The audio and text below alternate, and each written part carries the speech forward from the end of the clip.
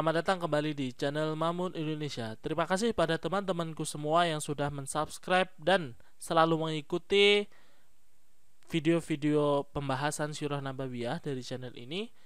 Kami doakan semoga teman-teman selalu mendapatkan kelancaran rezeki, kelancaran keuangan, dan semua apapun yang diinginkan diijabahi oleh Allah Subhanahu wa taala.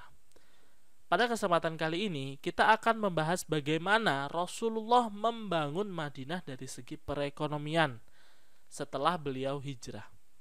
Hijrah yang dilakukan Nabi dan pengikutnya dilakukan dengan penuh resiko. Nyawa yang menjadi taruhannya, harta mereka di Mekah pun harus ditinggalkan. Sedangkan kondisi Yatsrib sendiri sedang tidak sehat akibat seringnya terjadi peperangan yang skala itu dilakukan oleh Aus dan Khazraj yang tentu membutuhkan biaya besar. Akibatnya setibanya di Yatsrib, mereka tidak memiliki apapun untuk memenuhi kehidupan mereka, yang menjadikan beban baru bagi Yatsrib di bidang ekonomi. Nabi mengatur strategi untuk membangun perekonomian masyarakat di Madinah dengan beberapa cara. Pertama adalah pembangunan relasi. Selain supaya umat bisa bersatu dan tidak mudah terpecah, persaudaraan antara Muhajirin dan Ansor ini bisa membangun relasi antar sesama dengan dilandasi persamaan iman. Di kemudian hari, kaum Ansor menjamin kaum Muhajirin dengan peminjaman modal dan sebagainya. Sebagian kaum Ansor yang merupakan orang kaya sempat menawarkan bantuan berupa sebagian lahan mereka untuk ditanami Muhajirin. Namun Nabi menolak karena orang Mekah tidak terbiasa dengan bercocok tanam, namun berdagang. Penolakan ini juga merupakan kekhawatiran Nabi jika nanti Muhajirin yang menolak lahan produktif Ansor akan menjadikan hasil pertanian berkurang sehingga mengurangi pasokan makanan Madinah. Prinsip ekonomi Yahudi yang dipenuhi riba yang sangat merugikan dan jauh dari tolong-menolong atau ta'awun mendorong Nabi untuk saling membantu antar umat Islam sehingga dominasi Yahudi dapat berkurang. Sehingga ketika Ansor memberikan bantuan modal kepada Muhajirin, aktivitas ekonomi dapat digerakkan kaum Islam untuk kepentingan kemajuan Islam. Kemudian itu, Nabi membuat kebijakan untuk memberi hak untuk memiliki dan mengolah lahan yang tidak produktif. Tujuannya apa? Tujuannya adalah selain untuk menambah produk pertanian Madinah yang dikelola umat Islam, juga untuk memberikan kesempatan kepada muhajirin dan fakir miskin untuk memiliki lahan untuk bekerja.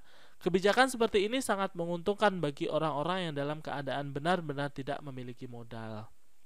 Kemudian, salah satu cara yang mengurangi dominasi Yahudi dalam bidang ekonomi adalah dengan membangun pasar yang dikelola sendiri oleh kaum muslim. Diketahui bahwa Yahudi terutama dari Bani Qoniqa adalah para hartawan yang melakukan aktivitas berdagang di pasar-pasar Yatsrib. Mereka mendominasi perdagangan Yatsrib waktu itu. Setibanya Nabi di Yatsrib, Nabi ingin membangun pasar sendiri. Maka dibangunlah sebuah pasar yang sering disebut Baqi al-Khail. Berbeda dengan pasar Yahudi yang menarik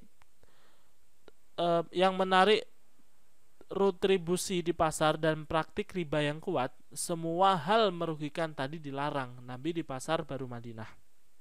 Dengan dibangunnya pasar baru Madinah yang dapat melindungi para pedagang dengan modal kecil, Muhajirin dapat membangun perekonominya sehingga tidak bergantung kepada Ansor. Tidak sedikit Muhajirin yang beraktivitas menjadi pedagang mengingat hal itu adalah keahlian mereka yang dari Mekah. Dalam waktu itu begitu lama, beberapa dari mereka sudah kembali kaya dan memiliki harta berlimpah. Kemudian orang-orang dalam keadaan sangat miskin dan tidak memiliki apapun untuk dijadikan sandaran untuk menopang kehidupan mereka ditempatkan di masjid. Mereka adalah ahlu sufah, orang-orang yang sedang dalam masa belajar Islam di masjid langsung kepada Nabi. Mereka ini tidak memiliki jumlah yang pasti. Sebagian dari mereka ada yang datang lalu pergi. Kebutuhan mereka ini dipenuhi oleh kaum Ansor Muhajirin yang berkecukupan. Jadi ini tadi beberapa strategi-strategi yang Rasulullah laksanakan ketika membangun perekonomian Madinah, di mana Madinah yang sangat terpuruk waktu itu, apalagi kedatangan orang-orang Muhajirin dari Mekah. Namun dengan strategi yang diterapkan oleh Rasulullah, kota Yatsrib yang kita kenal sekarang sebagai Madinah itu menjadi kota yang perekonomiannya bangkit gitu. Ini adalah cara-cara Rasulullah ketika membangkitkan perekonomian Yastrib kala itu. Terima kasih sudah menonton. Semoga bermanfaat. Silahkan tekan tombol like jika suka dan dislike jika tidak suka. Jangan lupa tekan tombol subscribe agar teman-teman selalu mendapatkan notifikasi dan tidak ketinggalan dari video-video yang kita berikan. Jangan lupa ya, tekan tombol loncengnya. Terima kasih sudah menonton. Semoga bermanfaat. Sampai jumpa di video selanjutnya.